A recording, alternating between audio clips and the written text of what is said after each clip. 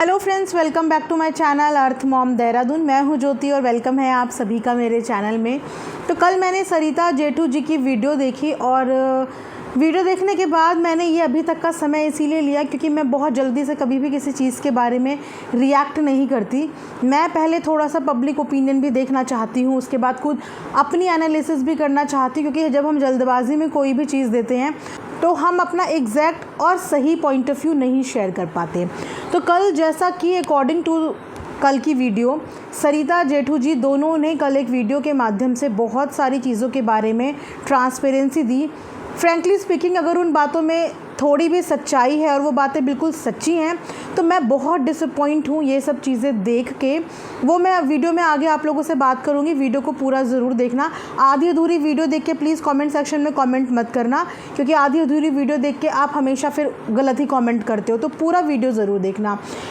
तो जैसा कि पूरा स्टोरी, पूरा सिनेरियो, एग्जैक्ट सिनेरियो उन्होंने कल अपनी ज़ुबानी बताया, क्योंकि जिस पार्टी का जिक्र हो रहा था कि जिस पार्टी में इंसल्ट करके सचिन जी को रूम से बाहर निकाला गया, वो आधी अधूरी बात हमें पता थी कि एग्जैक्ट वहाँ पे हुआ क्या था। उन्होंने कल एक पूरी सिचुएशन बताई, जिस सिचुएशन में उन्होंने बताया कि जिस रूम में ये बात हो रही थी उस रूम में मैक्सिमम 5-6 फीमेल्स ही थी और एक बच्चा था। जहाँ पे लेडीज़ की आपस में बात हो रही थी, मनमुटाव होंगे या कोई भी डिस्कशन होगा, लेकिन it was between all the females over there. And वहाँ पे उस रूम के अंदर एंटर करते हैं सचिन जी मेडिसिन के साथ, और वहाँ से सरिता जी सचिन को थोड़ा तेज़ आवाज़ में बोल के रूम से बाहर जाने को कहती हैं। और वो दवाई क्या बोलते हैं कि मैं तो सिर्फ दवाई देने आया, तो वो ये बोलती है कि ये मेडिसिन मैं पास ऑन कर दूंगी, क्योंकि जिसे वो मेडिसिन पास ऑन करना था, एग्जैक्ट उनका भी नाम नहीं बताया कि वो मेडिसिन किसे पास ऑन करना था, लेकिन उनके मिडल में बैठी हुई थी सरिता जी, तो उन्होंने वो मेडिसिन ले ली उनसे और उनको रूम से बाहर जाने को कहा। क्योंकि रूम के अंदर एक आर्ग्यूमेंट, समझ लीजिए कि एक आर्ग्यूमेंट चल रहा था और उस आर्ग्यूमेंट में बीच में सचिन जी की एंट्री होती है। लेकिन सचिन जी की एंट्री तो होना ठीक है, लेकिन उसके बाद जो ऊंची आवाज़ में और जो एग्रेसिव मोड में सरिता जी ने सचिन को बोला, वो थोड़ा सा अजीब उस पल के लिए उन्हें भी लगा होगा। क्योंकि हम चाहे किसी के कितने भी क्लोज़ होते हैं, कितना भी क्लोज़ हो, लेकिन जब 4 लोगों के आगे ऐसा बिहेव होता है तो थोड़ा सा इंसान को अजीब सा लगता है, उस पल के लिए थोड़ा सा अजीब लगता है। लेकिन ये भी जेठू जी और सरिता जी ने बताया कि ये एक नॉर्मल टोन था। इस टोन में कई बार सरिता जी और सचिन की बात हो चुकी है, मतलब वो लोग यूज्ड टू थे एक दूसरे से इस तरीके की बातचीत में, एक दूसरे के साथ ऊंचा बोलना, तेज़ बोलना। और सरिता जी का यही बिहेवियर का एप्रिसिएशन भी मिलता था सचिन जी की तरफ से कि वो चाहे तेज़ बोले चाहे ऊंचा बोले, बट बोलती बिल्कुल मुंह पे है तो दिल की साफ़ हैं। तो ये अप्रिसिएशन सरिता जी की टोन पे भी मिलता था, जिस वजह से शायद उन्होंने अपने टोन पे कभी भी वर्कआउट नहीं किया। उन्होंने वैसे ही टोन हमेशा रखी, क्योंकि उनके फ्रेंड शायद उनकी इस टोन से कंफर्टेबल थे, उन्हें कोई शिकायत नहीं थी। तो कल जेठू जी ने यही बोला कि अगर सरिता की टोन इतनी ज़्यादा रूड लग रही थी, हार्श लग रही थी, तो शायद ये चीज़ें पहले ही रोक देनी थी और पहले ही उसको ये चीज़ें बता देनी थी कि आपकी रूड टोन की वजह से हमें हर्ट होता है। तो शायद हो सकता है वो अपनी इस टोन पे कंट्रोल कर लेती। लेकिन सिचुएशन उस समय क्या थी, एकदम से सचिन जी की एंट्री हुई, सरिता जी उन पे चिल्लाई या उनसे रूड बोल के रूम से बाहर किया। उस समय उनको उस वक्त में इंसल्ट फील हुआ। वो अपनी नीचे गए, गाड़ी की तरफ गए अपना। जब ये सब चीज़ें जेठू जी को पता चली तो जेठू जी उनसे बात करने के लिए गए, उनको मना के समझा बुझा के वापस आ गए। उसके बाद वो लोग अपने घर चले गए। घर जाने के बाद शायद जो भी काउंसिल उस समय जेठू जी ने किया होगा या सचिन जी ने ठंडे दिमाग से सोचा होगा, तो उनको भी कहीं ना कहीं रियलाइज़ हुआ कि वो जो है अभी प्रेगनेंसी फेज़ में है और प्रेगनेंसी में बहुत सारे मूड स्विंग्स होते हैं, हार्मोनल डिसबैलेंस की वजह से कभी बहुत ज़्यादा एग्रेशन भी आ जाता है। और जो इंसान पहले से ही थोड़ा सा इम्पेशेंट होता है तो प्रेगनेंसी में उसको वाकई में कुछ झिलता नहीं है।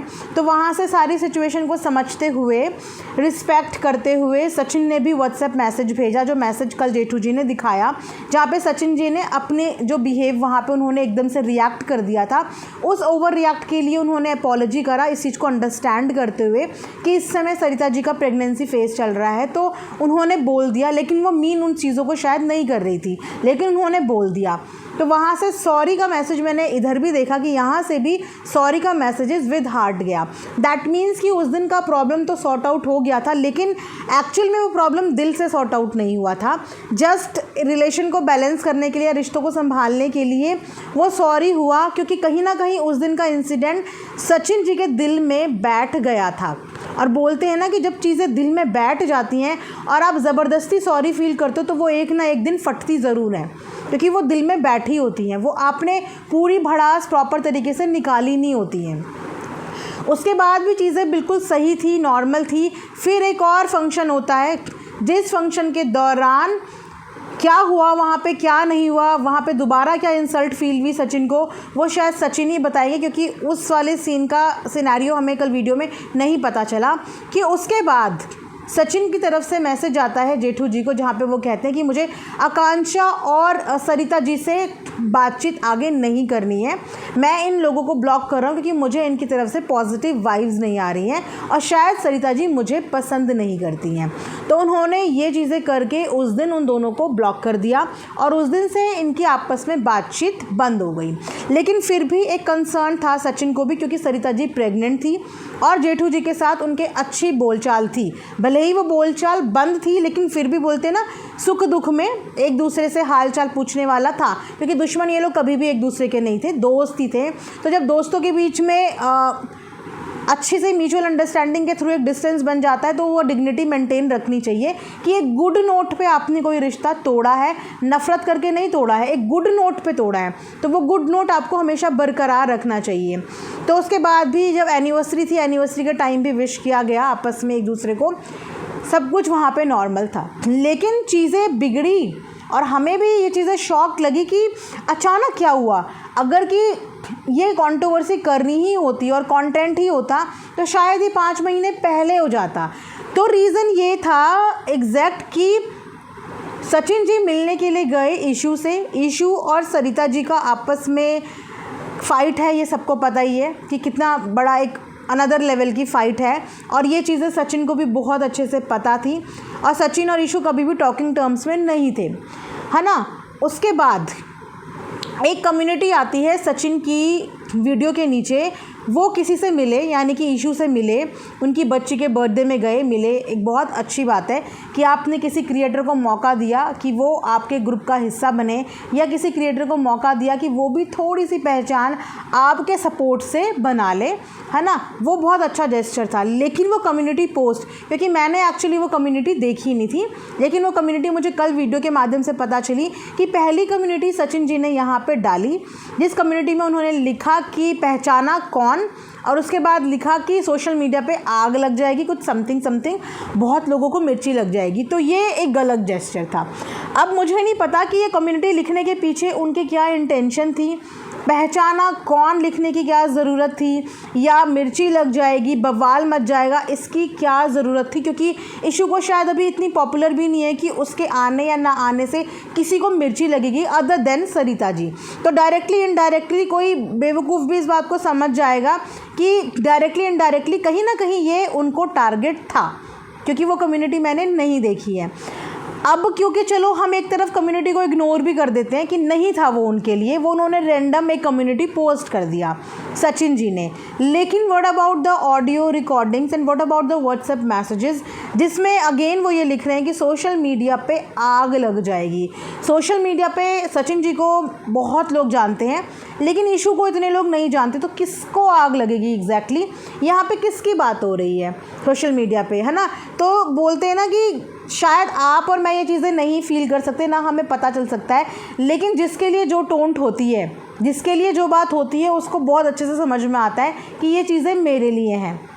और अगर ये एक मिसअंडरस्टैंडिंग भी थी और आपको फील हो रहा था कि ये मिसअंडरस्टैंडिंग हो रही है, तो आई थिंक वो मिसअंडरस्टैंडिंग एक गुड नोट पे क्लियर कर देनी थी कि मेरा किसी से कोई भी मतलब नहीं है, अपने ऊपर कोई भी चीज़ें ना ली जाए। मतलब एक मैं आपको बता रही हूँ, और उसके बाद जो मैंने ऑडियो रिकॉर्डिंग भेजी, उस ऑडियो रिकॉर्डिंग में जो बातें हो रही हैं वो अगेन एक आधी अधूरी ऑडियो रिकॉर्डिंग है, और मैं आधी अधूरी ऑडियो रिकॉर्डिंग के पीछे इस समय कोई रिएक्शन नहीं दूंगी, क्योंकि वो आधा पोर्शन है। उसके आगे क्या बात हुई, उसके पीछे क्या बात हुई, अभी सिर्फ वो बात सुनाई दी जिस बात में सचिन बोल रहे हैं, लेकिन हमने अनदर इंसान की वो बात नहीं सुनी जिसमें अनदर इंसान क्या बोल रहा है ना। क्योंकि जब किसी के बारे में किसी को डाउन करना होता है तो वो एग्जैक्टली उसी का पोर्शन देता है कि जहाँ पे वो कुछ बोल रहा है।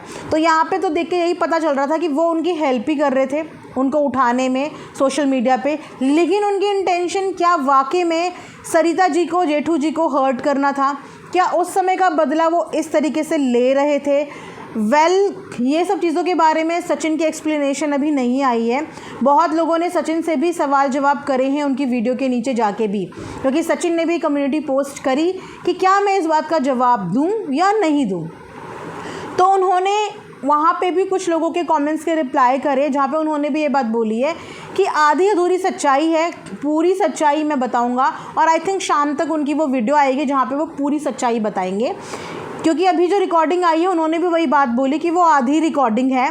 और सबसे मेन बात ये है कि वो रिकॉर्डिंग लीक कैसे हो गई, जब वो कॉन्वर्जेशन दो लोगों के बीच की है, यानी कि सचिन की और जिनसे वो बात कर रहे हैं उनके बीच की, तो ये कॉल रिकॉर्डिंग सरिता जेठू जी के पास आखिर पहुंचाई किसने, है ना। अभी अगर मैं इन दोनों के मैटर को साइड कर लूँ तो आप ये सोचिए, जो तीसरा बंदा था जिन्होंने ये रिकॉर्डिंग सरिता जेठू जी के पास पहुंचाई, उनका भी सीधा सीधा इंटेंशन है दोनों के बीच में कंट्रोवर्सी क्रिएट कराने का, दोनों को आपस में लड़वाने का। क्योंकि अगर उनका इंटेंशन अच्छा होता तो शायद वो इस बात को दबा देते और दोनों को समझाते, लेकिन उन्होंने ये नहीं किया। उन्होंने सचिन से जो बात हुई वो प्रिवेसी उन तक पहुंचाने का इंटेंशन था। एक तो ऑलरेडी बीच में बहुत मनमुटाव है और उसको और बढ़ा देना। तो जो ये बीच का बंदा है, अगर आप उस बंदे पे भी ट्रस्ट कर रहे हैं तो ऐसा बंदा कभी ट्रस्टवर्दी नहीं होता जो सबूतों को इस तरीके से पास ऑन करता है। ऐसा बंदा कभी भी ट्रस्टवर्दी नहीं होता। जो अपनी प्रिवेसी अपने तक नहीं रख पाया वो आपकी कभी भी नहीं रखेगा, है ना। तो ये एग्जैक्ट चीज़ें लीक किसने करी, दो लोगों की व्हाट्सएप चैट कैसे सरिता जेठू जी के पास पहुंची, तो ये था पूरा सिनेरियो। तो वहाँ से ये तो मुझे समझ में आ रहा है कि सरिता जेठू जी का कोई भी प्रॉब्लम नहीं है यहाँ पे सचिन मनीषा से। उनको सिर्फ एक बात हर्ट करी है, वो बात ये कि जब उनको सब कुछ पता था, क्या वाकई में सिर्फ उनको जलाने के लिए, उनको नीचा दिखाने के लिए, उनको डिप्रेस करने के लिए सचिन ने इशू से मुलाकात करी, क्योंकि सचिन और इशू एक दूसरे को जानते नहीं थे। ऑल ऑफ सडन ये चीज़ें हुई। व्हाट्सएप के माध्यम से बर्थडे में इनविटेशन मिल रहा है और कॉल रिकॉर्डिंग में वो बोल रही है कि मुझे तो लग ही नहीं रहा था कि आप मेरी बच्ची के बर्थडे में आओगे, आपने बोला आने के लिए तब मैंने ये बात बोली। मतलब उस कॉल रिकॉर्डिंग में भी जानबूझ के स्पेशली ये लाइन बोली गई। दैट मीन्स कि इंटेंशन ऑलरेडी रिकॉर्डिंग करने की थी, रिकॉर्डिंग करने की मंशा थी, तभी उन्होंने बातचीत में ये बात बोल दी कि आप आना चाहते थे तो इसीलिए आपको मैंने बुलाया, मेरा इंटेंशन तो ऐसा कुछ भी नहीं था, अपना पलड़ा झाड़ने का, ताकि मैं ये रिकॉर्डिंग रिकॉर्ड कर लूँ और बाद में अपने सबूत के तौर पे सामने वाले को दे दूं कि मेरी इंटेंशन नहीं थी किसी को बुलाने की, सामने वाले की मेरे पास आने की थी।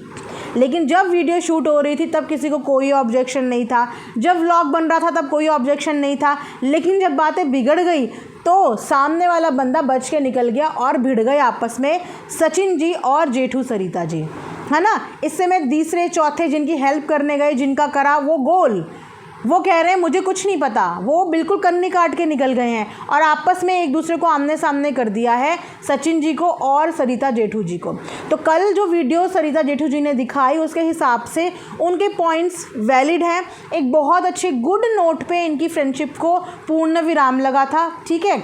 वो आपस की चीज़ें थी, उसको लेके ना कभी सरिता जेठू जी ने कोई मुद्दा उठाया, ना ही कभी सचिन ने उस चीज़ के बारे में कोई झगड़ा किया या उस चीज़ के बारे में बात करी, क्योंकि उन्होंने आपस में अंडरस्टैंडिंग के थ्रू ये बात कन्वे कर दी थी कि ये सब चीज़ें सोशल मीडिया पे नहीं आना चाहिए, बहुत साइलेंटली हम ये चीज़ें कर लेंगे।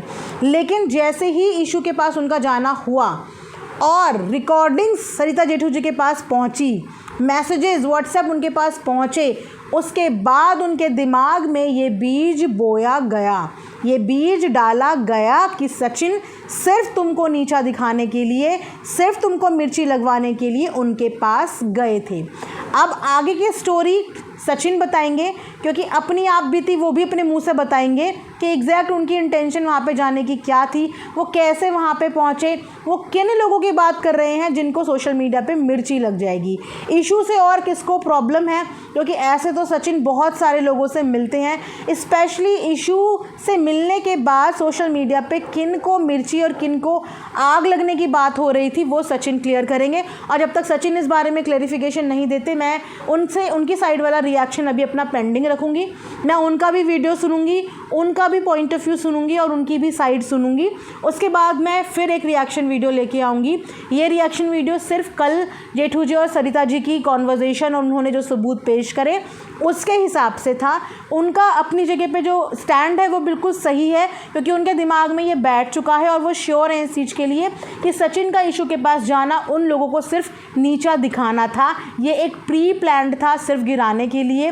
और एक दोस्त होने के नाते अगर सचिन ने ऐसा किया तो उनको इस बात का हर्ट है कि जिसको मैंने भाई बोला, जिसके साथ इतने साल हम लोगों ने बिताए, उसने हमारे साथ ये किया, उनको इस बात की तकलीफ़ है। तो उन्होंने अपना वो रिएक्शन, अपना वो दर्द यहाँ पे जाहिर किया। अब वाकई में सचिन की ये इंटेंशन थी या नहीं थी, उस ऑडियो के आगे और पीछे की क्या कॉन्वर्जेशन थी, वो सचिन का जब पार्ट आएगा वो हम लोग देखेंगे। तब तक मैं भी आप लोगों से रिक्वेस्ट करूंगी कि आधी अधूरी बातें देख के आप लोग प्लीज़ कोई भी नेगेटिव कमेंट अभी मत करना। बोलते हैं ना कि हर कहानी के दो पहलू होते हैं, एक पहलू सामने आए तो दूसरे का इंतज़ार करो और तीसरी होती है सच्चाई। उसके बाद किसी कंक्लूजन पे पहुंचो। वहाँ पे मनीषा की हेल्थ को लेके भी सब लोग बहुत ज़्यादा कंसर्न है, क्योंकि मैंने जेठू जी के इंस्टाग्राम पोस्ट पे भी मनीषा से रिगार्डिंग एक पोस्ट देखा था जहाँ पे उन्हें ये ब्लेम करा जा रहा था कि मनीषा डिप्रेशन में जा रही है just because of this controversy, just because of you guys. तो वहाँ पे जेठू जी ने बोला कि अगर ऐसा कुछ हो रहा है तो मैं ऐसा कभी भी नहीं चाहूँगा। मैं जो बात बताने वाला था वो बात मैं यहीं पर रोक दूँगा, क्योंकि मेरी वजह से मैं नहीं चाहता कि किसी को भी डिप्रेशन हो। लेकिन उसके बाद अगले दिन उन्होंने वो वीडियो बनाई। तो कौन सी वीडियो आप बनाने वाले थे जो आप रोकना चाहते थे बिकॉज मनीषा को डिप्रेशन ना हो या उसको स्ट्रेस ना हो, लेकिन उसके बाद आपने जो वीडियो कल बनाई, क्या उसका इम्पैक्ट मनीषा के स्ट्रेस पे, डिप्रेशन में या हेल्थ पे नहीं पड़ेगा? क्योंकि वो भी छोटी छोटी चीज़ों को लेके परेशान होती है, स्ट्रेस में आती है ना। तो ये कंसर्न कौन सा वाला कंसर्न था, थोड़ा मुझे ये भी समझ में नहीं आया। और जो चीज़ समझ में नहीं आती, देखो मैं डायरेक्ट पूछती हूँ, मैं अपने दिमाग से कुछ भी सोचने से पहले डायरेक्ट सवाल करती हूँ कि आपने अपने एक पोस्ट में मनीषा के लिए कंसर्न दिखाया था कि अगर हमारी वीडियो की वजह से, हमारी इस कंट्रोवर्सी की वजह से मनीषा को हेल्थ इश्यूज़ हो रहे हैं या उसको स्ट्रेस हो रहा है, तो मैं कभी नहीं चाहूँगा कि उसको ये स्ट्रेस हो। तो जो बातें मैं बताने वाला था वो बातें मैं यहीं पर रोक दूँगा। लेकिन उसके बाद भी आपने कल वो वीडियो बनाया, तो ये कौन सा वाला कंसर्न था, आप प्लीज़ मुझे बताना। मिलेंगे नेक्स्ट वीडियो में जब सचिन का वीडियो आ जाएगा, उसके बाद एक बेहतर कंक्लूजन के साथ आएंगे। अभी के लिए फ़िलहाल यही वीडियो था। Thanks for watching earth Mom Dehradun.